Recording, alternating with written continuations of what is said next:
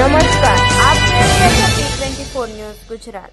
સુરત શહેરના ઉધના વિસ્તારમાં રહેતા આદેડની રહસ્યમય સંજોગોમાં ઘરમાંથી લાશ મળી આવી હતી। પોલીસે આદેડના મૃતદેહને પીએમ માટે સ્મીમેર હોસ્પિટલમાં ખસેડવામાં આવ્યો હતો। પીએમ રિપોર્ટ આવ્યા બાદ આદેડના મોત પાછળનું ચોક્કસ કારણ સામે આવશે। હાલ તો સીસીટીવી સહિતના આધારે ઉધના પોલીસ દ્વારા વધુ તપાસ કરવામાં આવી રહી છે। મળતી માહિતી અનુસાર મૂળ બંગાળના વતની અને હાલ ઉધના વિસ્તારમાં આવેલ ઓમ સાઈ જલારામ સોસાયટીમાં પરમેશ્વરદાસ દીપેનદાસ પત્ની સાથે રહેતા હતા।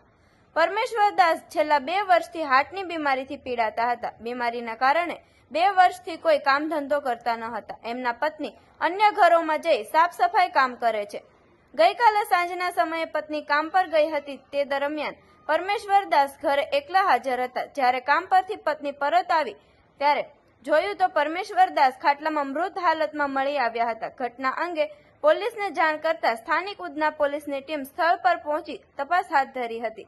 પોલીસે પરમેશ્વરદાસના મૃતદેહને પીએમ માટે સ્મીમેર હોસ્પિટલ ખસેડવામાં આવ્યો હતો।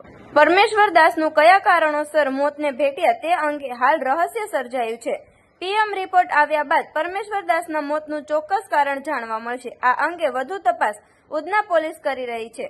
ડીસીપી ભગીરથ દઢવી સાહેબે જણાવ્યું હતું કે શરીર પર કોઈ સ્પષ્ટ ઈજાના નિશાન નથી। જો કે પોસ્ટમોર્ટમ બાદ વધુ માહિતી મળશે। આસપાસમાં રહેલા સીસીટીવીની પણ તપાસ કરવામાં આવી રહી છે। જો કોઈ હિલચાલ સામે આવે તો તેના વિરુદ્ધ કાર્યવાહી કરી શકાય। જી સર, અત્યારે ઉધના પોલીસ સ્ટેશન વિસ્તારમાં જે પટેલનગર સોસાયટી છે એની બાજુમાં એક ઘરમાંથી ડેડ બોડી મળી આવી છે।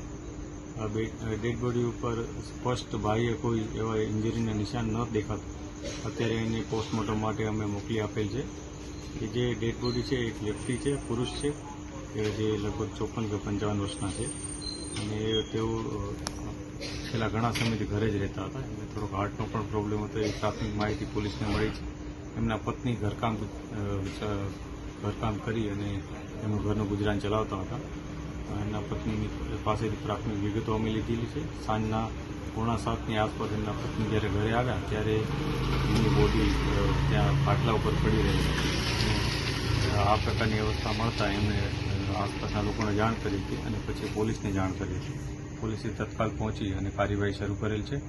જે પણ વિગત સામે આવશે એ મુજબ અમે આગળની કાર્યવાહી કરીશું। આ ઉપરાંત આસપાસ અમે સીસીટીવી અને વિગતો પણ ચેક કરી રહ્યા છીએ કે જેથી કંઈ પણ કોઈ હિલચાલ મળે તો એના આવા અવનવા સમાચાર જોવા માટે જોતા રહો T24 ન્યૂઝ ગુજરાત।